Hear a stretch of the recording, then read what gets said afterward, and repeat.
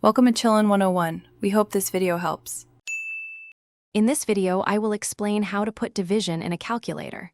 First, find the division symbol on your device. It often looks like a forward slash or a small line with two dots.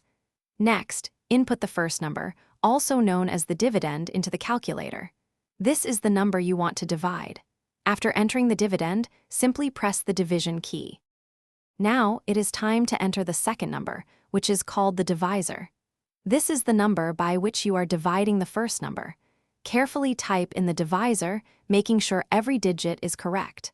Accuracy is key here to ensure your final answer is precise. Take a moment to double-check your entry before moving on. To see your result, press the equals sign or the enter key on your calculator. The number that appears on the screen is your quotient, which is the answer to your division problem.